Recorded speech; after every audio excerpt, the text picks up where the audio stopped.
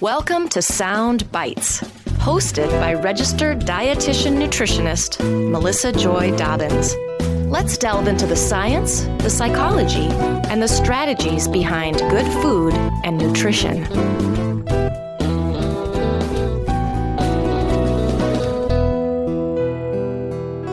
Hello and welcome to the Sound Bites podcast. Today's episode is about the Protein PACT, a sustainability framework for the people, animals, and climate of tomorrow. My guest today is Eric Mittenthal, Chief Strategy Officer for the North American Meat Institute. He leads the Meat Institute's Protein PACT strategy, focused on implementing a framework for continuous improvement throughout the industry and a commitment to greater transparency to meet consumer and customer expectations. Welcome to the show, Eric. Thanks so much for having me. It's really great to have you on the podcast. We met several years ago at a conference and have been talking about doing a podcast interview ever since then. So I want my listeners to know that this episode is not sponsored. However, I recently spoke at a North American Meat Institute meeting back in October. And a little bit of a fun fact, I had the incredible opportunity to sort of share the stage with Temple Grandin, who is an animal behaviorist and is famous for her groundbreaking work in the field of animal agriculture and animal welfare specifically. So she spoke before me that morning, and I have to say, she is a tough act to follow. I've seen her present twice now, and I always learn so much from her. I'm sure you've seen her and met her several times, Eric. Many times, yeah. And one of the great things is that Temple Grandin is the kind of unofficial permanent chair of our animal welfare committee. So we have a really great relationship with her. And, when you talk about animal welfare in the meat industry, she really is the top expert, the guiding star. And so we lean on her heavily and very much respect and value her opinions and participation in our work. Absolutely. And just so nice and so smart and just an incredible person for sure. Well, I would love for you to tell us more about your background, maybe a little bit about your education and the work that you've done and the work that you do today. Yeah, I have a bit of a unique background. I have a master's in biomedical sciences from Eastern Virginia Medical School. I was on the medical school track, so I've got that health background, but I realized while I was getting my master's that going to medical school was not going to be something that I was going to enjoy. So I decided I had done some radio work in college and really enjoyed it. And so I decided to take more of a communications interest. And so I got a job as a television reporter in various markets around the country, worked my way through that. My last job was in Atlanta and realized that in that case, I wanted a job that was a little bit more, offered a little bit more stability, better paying. And so I wanted to combine my health background with my communications background. And I landed at the International Food Information Council here in Washington, D.C., talking about nutrition and food safety and working with dietitians and media on that. And that got me connected to the food industry and the meat industry. And so I got the job working in communications at the North American Meat Institute 10 years ago. Wow. Hard to believe. And so since then, I did that for many years. I learned sustainability through communicating about it and became our vice president of sustainability. And have since become our chief strategy officer, really leading the overarching strategy for the Meat Institute, which is sustainability based. And it's all about the Protein PACT, which I'm excited to talk about today. Excellent. Yes. Oh, I forgot about your communications background.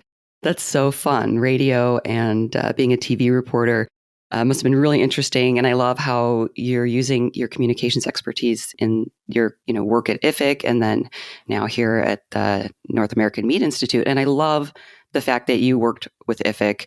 I think actually that's when we had first met, was even way back then. And I talk about IFIC all the time on the podcast.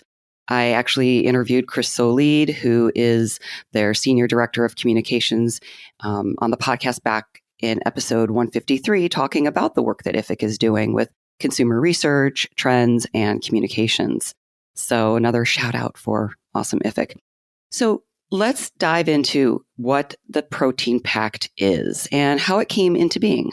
Yeah, it's been a process of several years for us. And we were challenged by our leadership a few years ago to think about how, as an organization and how, as an industry, we can better align with what consumer expectations are for our industry, how we can increase our transparency and be more proactive when it comes to continuous improvement.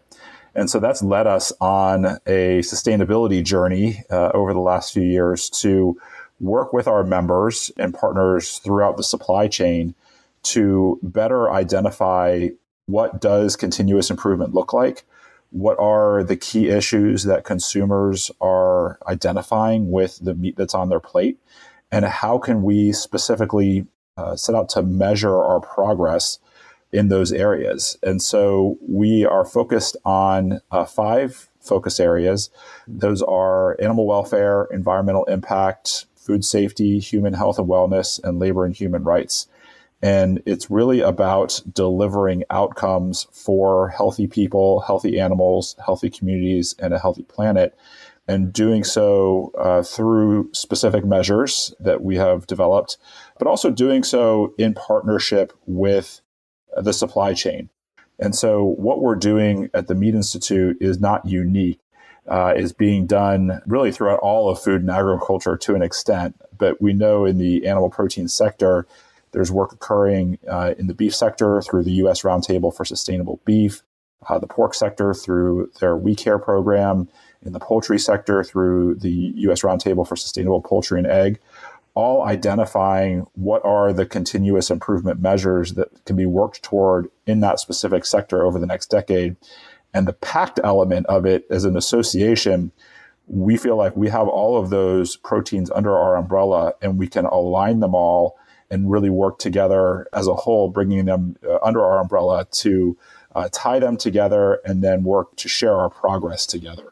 And so that really is our goal for the rest of this decade is measuring our progress, setting metrics for what we want to achieve, and then showing how we're achieving it and telling that story to consumers because everything we're doing is aligned with what consumers are looking for from the industry. Mm-hmm. That leads me to one of my first questions is, you had mentioned consumer expectations, and how do you know what those are? We hear a lot of different things in the media, and I guess not so much around the water cooler anymore, but, social media, friends, family, that don't always necessarily line up with like some of the consumer research that I hear from IFIC. So how do you know what your consumer expectations are? Yeah, we've done our own research and looked to other research from groups like IFIC and others as well. I think often what you see in the media is not necessarily reflective of what consumers are looking for. I mean, certainly the media captures some, but the media tends to be a very black and white, all or nothing perspective on issues. And we know that our world doesn't exist in black and white. Our world exists in the grays. And so we want to make sure that we are capturing the full spectrum of what all consumers are looking for. And, we want to reach the people who have questions, who are consumers of animal protein products and have questions and are hearing things and provide the answers to give people the permission that they're seeking to continue to enjoy our products. And so we've done research and it shows pretty clearly that those focus areas of animal welfare, environmental impact, food safety, human health and wellness, and that includes nutrition, that includes food security, as well as worker safety, diversity, equity, inclusion, those issues are all really important. And our customer base amongst retailers and restaurants are looking for those as well. And so everything that we are creating really aligns pretty specifically with some of those measures that are being sought by restaurants and grocery stores, but they're serving consumers even more directly. And so we know that those are the things that the consumers are seeking. Very good. Right. And I understand from a recent survey that IFIC did actually, that about 3 in 4 people surveyed identified themselves as omnivores. Is that kind of what you're seeing with the data that you're looking at? Yeah, I think, there's a lot of different definitions of kind of food categories. And so we actually recently did a survey. We asked about flexitarians, and I think it's about a third of people identify themselves as flexitarians. We do know that pretty consistently over the last couple of decades, and probably going back even further, 95% of Americans eat meat. About 5% are vegetarian, 2% ish tend to be vegan. And those numbers really have not changed over the extended period of time. And so we know that people are very interested in incorporating meat into their diets, but we want to make sure that we are giving them the reasons to feel confident in the meat that they're consuming, and answering those questions and showing how we are improving to align with those expectations and meeting the 95% of Americans where they are on their plates. Absolutely. You mentioned a few programs earlier. There's already a lot of programs and a lot of standards in place. Obviously, this is going to provide more continuity, but could you speak a little bit more to all of the work that the industry has been doing, whether it's the beef industry or the dairy industry, and how this new Protein PACT will help pull this all together and streamline things maybe? And then also, who are the members and partners that you had mentioned? Who is involved in the Protein PACT? Yeah, so we have partners really throughout the supply chain. For the Meat Institute, our members are the meat packers and processors who produce 95% of the beef, pork, lamb, and veal, and 70% of the poultry in the U.S. So companies that most everybody has heard of, like Tyson and Smithfield and Hormel, Cargill, and then all the way down to Uncle Charlie's Sausage Company and everybody in between. So it is really a wide spectrum of member types. Our other partners are in beef, pork, and poultry. We're working with partners in feed, in corn, and soy. So we want to be able to share the commitments that are being made in all of those sectors, including our own part of the supply chain, and do so in a consistent way. And the real message behind what we're sharing beyond just the continuous improvement aspect is people have their choices. You can make their own choices for the foods they want. It's their plate. It's our priority to make sure that we are meeting expectations, and we're going to share that as we make progress in the commitments that we're doing. Okay, great. Now, you mentioned the 5 focus areas, and obviously we can't dive into everyone in detail. Maybe we'll talk mostly about the health and wellness and maybe the environment one. But if you wanted to kind of give us that top line of those 5 goals, those 5 areas, and maybe comment about each one.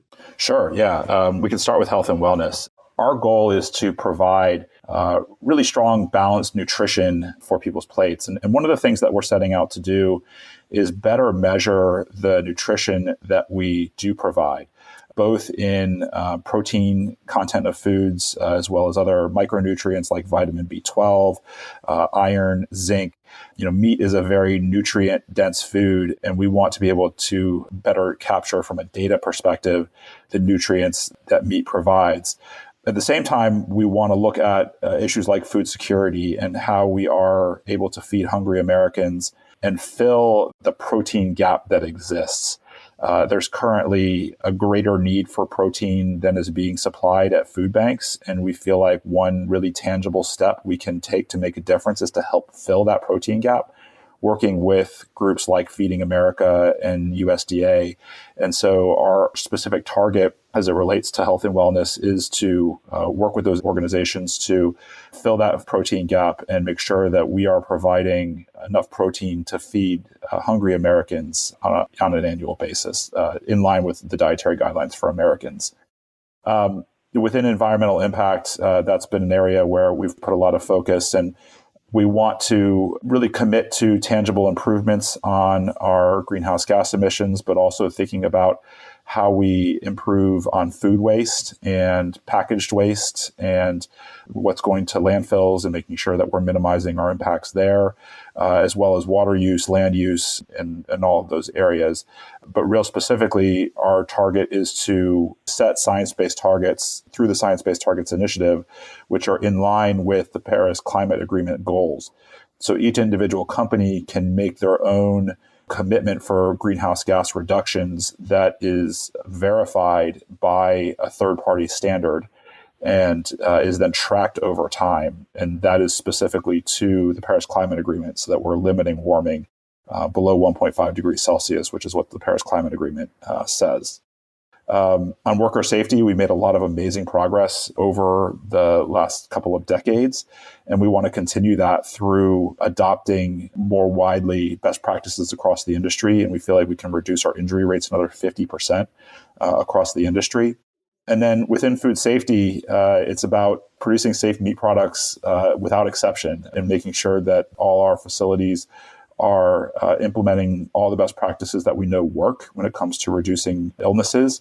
And finally, on animal welfare, working with folks like Temple Grandin and ensuring that standards that she has developed are in place throughout the industry, and auditing with third parties to ensure that those are being implemented and applied throughout the industry. Mm-hmm. And working with our partners on farm to ensure that the standards that have been created there are being implemented and applied through our suppliers. So there's a lot there. It's a whole lot of work, a lot of measures, and we want to be able to specifically measure participation and progress throughout the industry so we can tell the story of where the industry is succeeding, where we're challenged, and show that progress. Very good. Thank you for that sort of overview of the different 5 areas and goals. Let's talk a little bit more about the health and wellness area then. You mentioned hunger and better measuring nutrition in the protein that you provide. Also want to hear a little bit about nutrition science and research. Yeah, we also want to be contributing to more research. And one of the things that we're setting out to measure is our research contributions and making sure that we are contributing extensively to the greater nutrition understanding and understanding of the role that meat plays in the diet.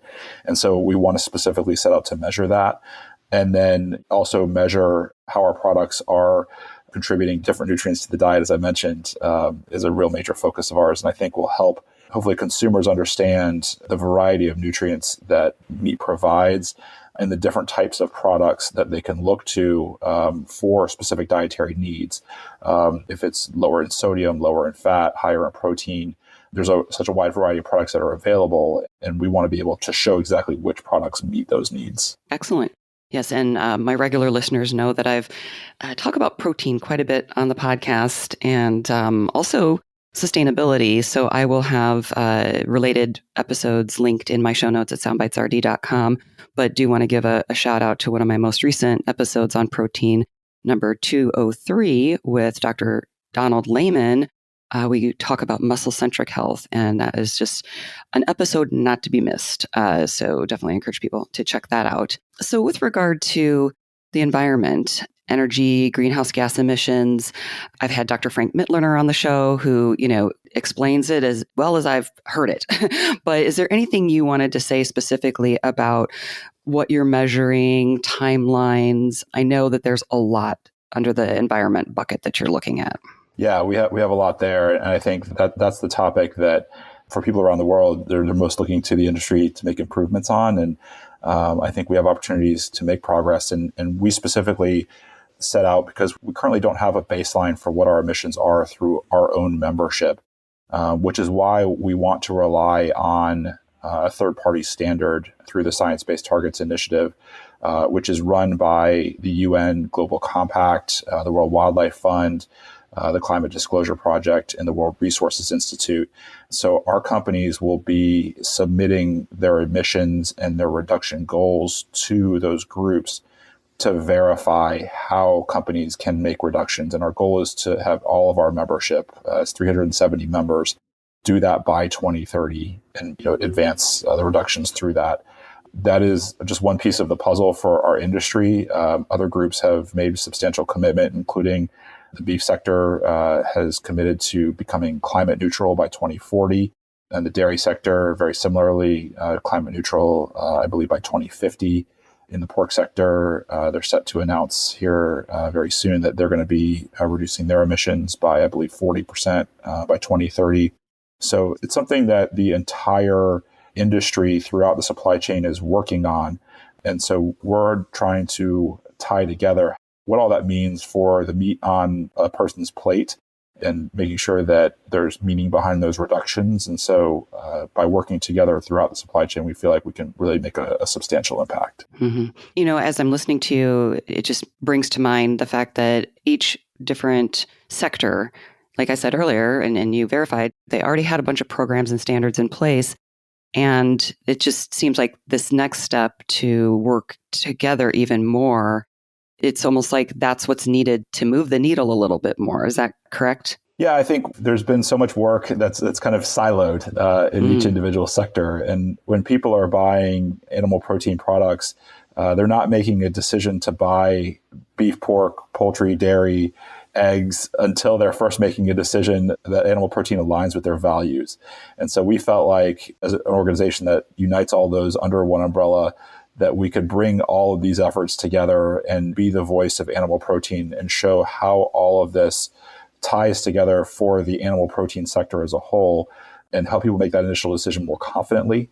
And then they can decide if they want beef, pork, poultry, dairy, whatever from there, and look at some of those specific standards. But we're here to be representative of the whole of the industry. Right. And, when we talk about sustainability, oftentimes we just think environment, but clearly there's a lot more to sustainability with these 5 areas. And so you've got your work cut out for you, and there's a lot going on, a lot of measurements, different timelines that you're all trying to pull together. Yeah, it is a very holistic approach. And when we talk about sustainability, we are not just talking about environment.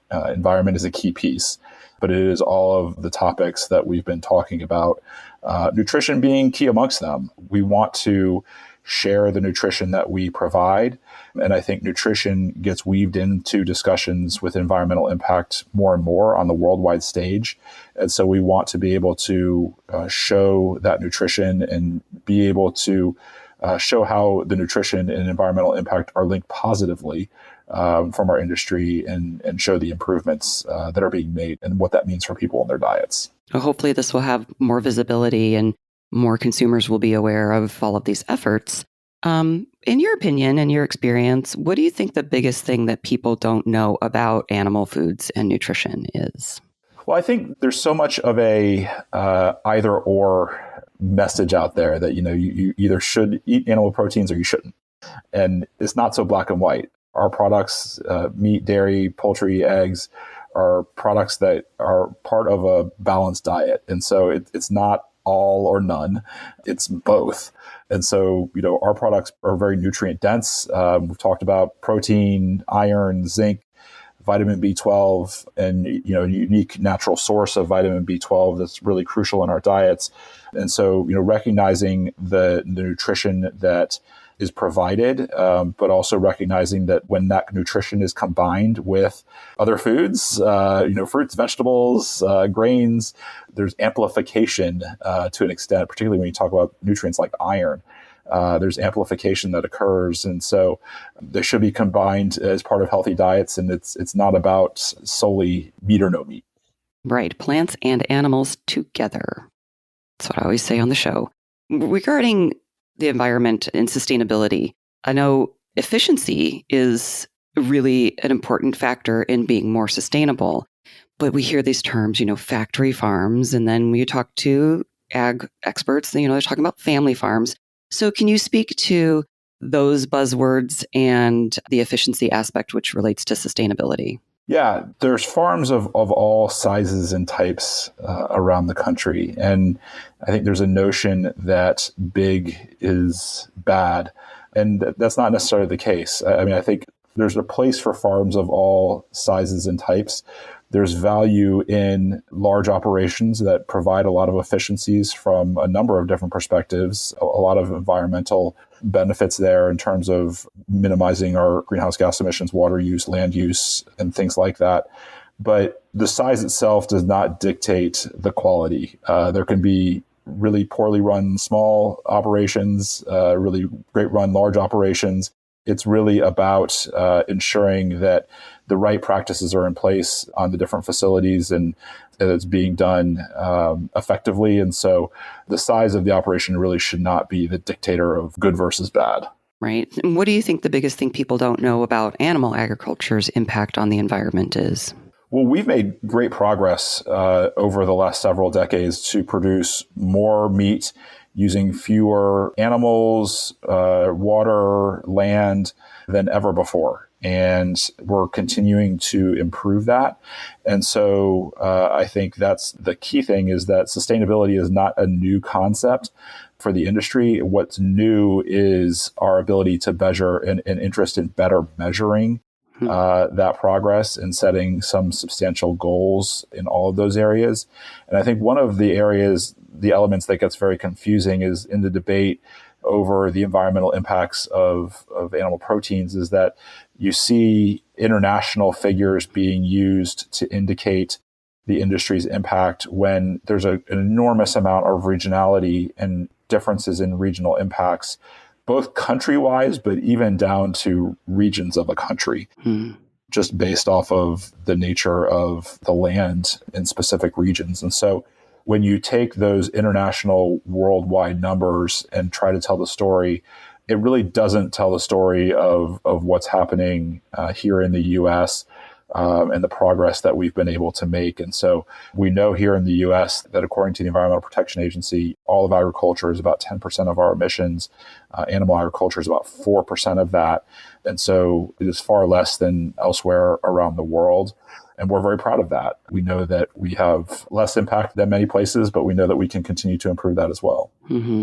Absolutely. And part of this sustainability story, you said sustainability is not new to the industry.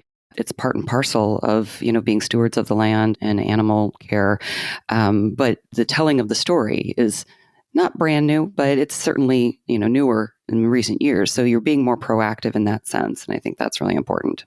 Yeah, and we have to match the telling of the story with the proof points of improvement. And I think that's one of the things that we've been missing, being more data-driven as an industry. And so that's really the new element for what we want to bring to the table is have more data to back up our progress and align that with what people are enjoying on their plates. Okay, and I have one more question for you. What's the biggest thing you think people don't know about animal care? The critics of the industry like to paint the industry with a broad brush. But the fact is that treating our animals well is simply good business. If animals are not treated well, it impacts the quality of the meat. So beyond just being the right thing to do to treat animals well, and the fact that it's a livelihood for farmers and ranchers, treating animals properly does have an impact on what people consume. And so it makes business sense for us to do it. It is a commitment from the industry to do that. And I think we are incredibly successful at that. Are there opportunities to improve? Of course, there always are. But we're starting from, a place of a very high success rate in terms of animal welfare progress, working with folks like Temple Grandin and other experts. And so we're very proud of that. And you should be. You mentioned livelihood. That's something we don't talk about that often. And so I'd love for you to speak to that a little bit about how many jobs this industry provides. It's a lot of jobs. I don't have the latest figures right in front of me, but it's hundreds of thousands of jobs around the country and actually contributing more than $1 trillion to the economy every single year. I think one of the things in general that is really hard to grasp is the overall scale of our food system and the people who participate in our food system, the amount of food that our food system in general provides. It's somewhat incomprehensible to think about the amount of food that we produce. And having been in processing plants many times over the years, you see the amount of food that comes out. And it's really stunning that we're able to produce as much food as we are, as effectively as we are to feed such a large population every single day. And we take that for granted sometimes, the size of our food system and the way we're able to produce food. But it really is a modern miracle. And again, we can improve everything, but the fact that we're able to feed our population as effectively as we are with people throughout the country and feed a good portion of the world too is incredible. It's definitely incredible. That was the word that was on the tip of my tongue. And then you said that. And, some of that was brought to light during the pandemic. We saw supply chain disruptions, and that was, a phrase most of us didn't even have on our radar. And so it's a big industry, provides a lot of jobs, contributes to the economy, and there's a lot going on there. So what do you say to people who say we don't need to eat or should not be eating animal source foods? Well, I think everybody is free to make that choice for themselves. I will not dictate a choice for anybody. I think one of the other things within our system is that we have the opportunity to make whatever choices align with our own values and our family's values and meet our nutrition needs.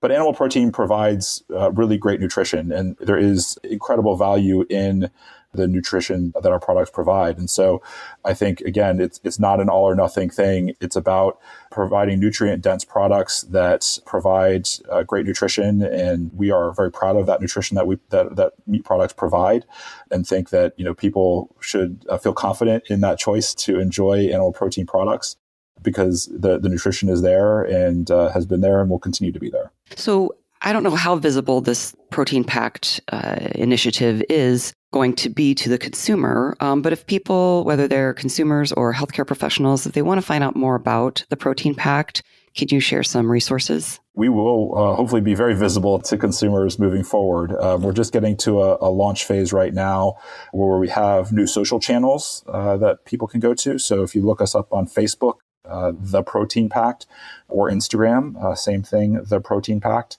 Also online, theproteinpact.org. Is where you'll find all of our information. And there's going to be a great deal more detail being added to all of those moving forward.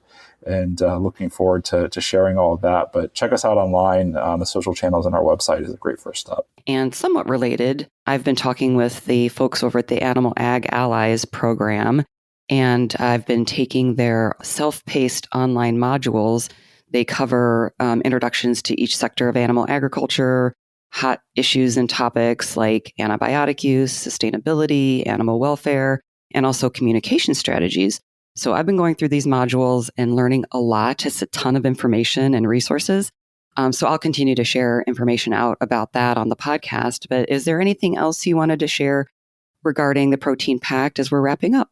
No, I think check us out online, www.theproteinpact.org. And this is a journey through 2030, at least for us. This is not a short-term effort for the industry. And so we will be working on this for the rest of the decade, and we expect to see and show great progress from the industry over the rest of the decade. Great. Well, we'll keep in touch, and maybe you can share out some updates as the decade goes on. Will do. All right. Well, thank you so much for being on the show, Eric. I appreciate it. Thank you. And for everybody listening, as always, enjoy your food with health in mind.